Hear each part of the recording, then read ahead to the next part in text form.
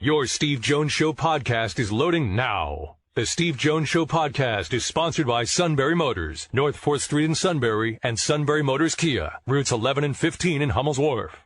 Sam Carchidi, Philadelphia Inquirer, joins us to talk about the juggernaut that is the Flyers. Sam, welcome. Great to have you with us. Happy holidays. Same to you, and always good to be with you, Steve. Same here, Sam. All right, so Vigneault gets let go. Not really a surprise. What didn't work with him? Well, he obviously lost the team. I mean, you could see that they just were not playing hard for him in the last few games anyway, and I think the injuries caught up to them a little bit, but other teams had injuries as well, and they seem to have a lot more depth. But as far as AV's concerned, the system was not working, and he didn't have any answers. And I actually thought they would give him this entire week because, as you probably know, they play 5 games in 7 nights, and I thought they would see how they were doing at that point, because that's kind of what Chuck Fletcher alluded to last week. He said he wasn't in panic mode, and let's get through this road trip, but the 7-1 loss to Tampa Bay, an embarrassing game and an embarrassing performance, a listless performance. It kind of expedited things, and you see where we're at today. Yeah, boy, it's hard to lose a team, but losing is a way to do it, obviously, along the way. But where do they go from here? Because it just feels like a lot of ways the Flyers have been circling a fogged-in airport for a while. Yeah, it's been Groundhog Day. I mean, this is the 6th different coach now in 8 years, and to me that speaks volumes. It tells you you change coaches and nothing changes, so it tells me that it's another problem. And I think the problem is, wasn't Vigneault. I think the problem was the personnel they have here. I think they've overrated some of their draft picks, and the Progroves and Sanheims and Konechny's, are pretty good players, but they really haven't taken the next step. And when you're a first-round pick, you have to be more than that. And they haven't gotten the production from those guys, and the draft picks is just one of the problems. As I said, depth's been a problem. And right now, forget about last night. They finally scored more than 3 goals in a game for the first time in 18 games. But they just are not playing with confidence, and they're not scoring. I mean, most games they're scoring 1 or 2 goals, and you're not going to win that way. And the defense has now taken a step back. I mean, that was their identity. Right. In the first 10 games of the season. They were getting great goaltending from both Carter Hart and Martin Jones, and the defense was solid, but that has not been the case now in the next 10 games, and they're a hot mess right now. Let's not sugarcoat it. And to me it's time to rebuild. That's what I would do. Not a half-hearted rebuild like they've done in the past, where they try to bring in some young players, but also tried to make the playoffs at the same time. I think if they were honest with the fans and do, take a page out of the Rangers book. You probably recall about 3 years ago, the Rangers sent a letter out to the season ticket holders and said, "Hey, we're starting from scratch. Basically we're going to break this down to the core, and we're going to rebuild it. And please be patient with us." And it's worked. And yes, they picked up some pieces along the way, most notably Panarin, but they added a lot of young players. They added a lot of first and second round draft picks. They rebuilt their farm system, and I think that's the way to go for the Flyers right now as well. I think what they've done is they've always been worried about how the fan base would react to a teardown. Do you think the fan base is ready for a teardown? I do. I really do. Just from I agree. Just from the tweets that I get and the emails and the texts, I think people, want some honesty, and they want this team.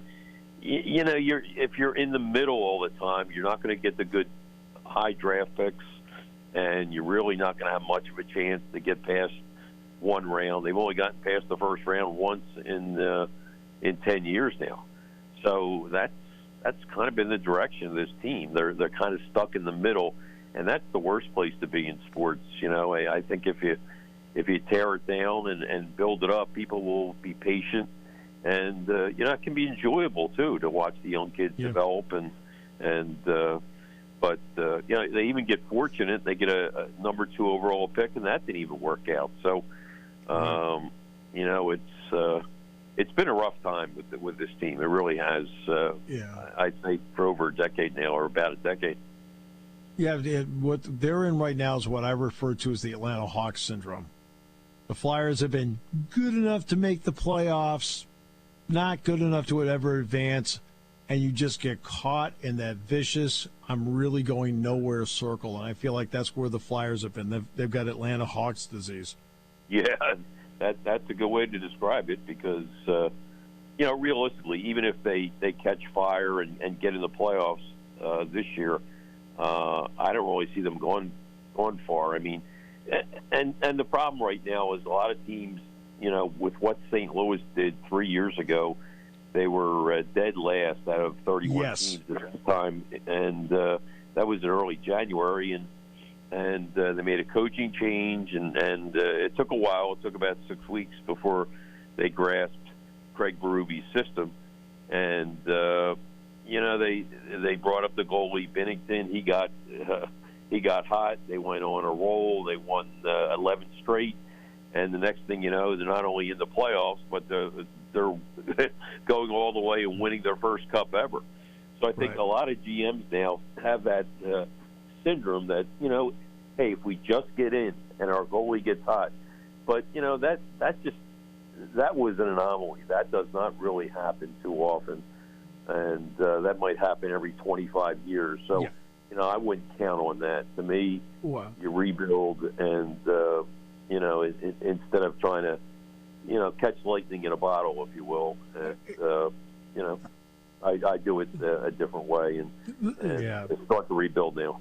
The St. Louis Blues were a great story.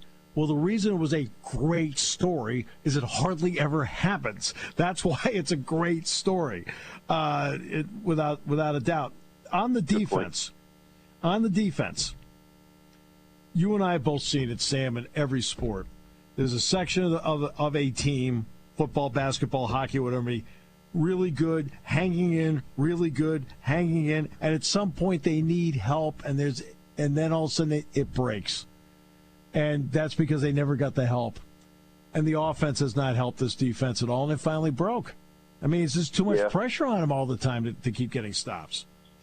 Yeah, they gave up 50 shots last night in a home game, and you know, they committed five penalties and gave up 3 power play goals, and you know, that's not a recipe to win. They picked up a guy off waivers today from the Florida Panthers, Kevin Connaughton, who's like a stay-at-home guy, a 31-year-old guy who, you know, is maybe a 6th or 7th defenseman. He's not going to raise the bar for this defense, but they really miss Ryan Ellis. There's no ifs, ands, or buts. I mean, he was the big acquisition in the off season, and as you know, he's been hurt, dismissed most of the season. They're hopeful that he'll be back before the end of December, and he would certainly solidify things if he could stay healthy. But as I mentioned before, Ivan Provorov has been a disappointment.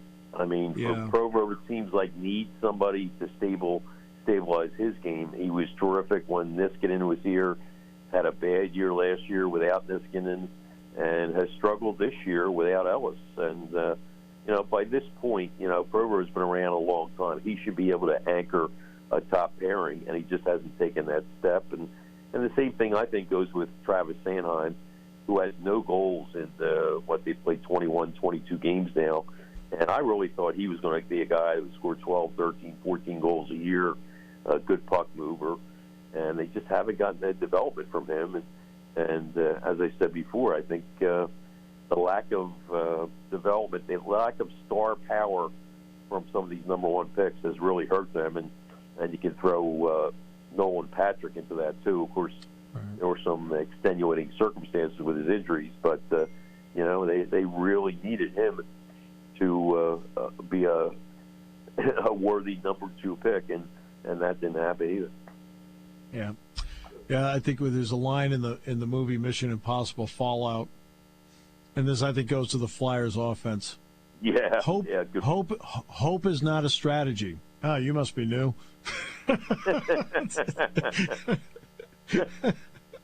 Well said. Sam, what a pleasure. Great to have you with us. Let's not be strangers on this. It's always great talking with you. Same here, Steve. Happy holidays to you.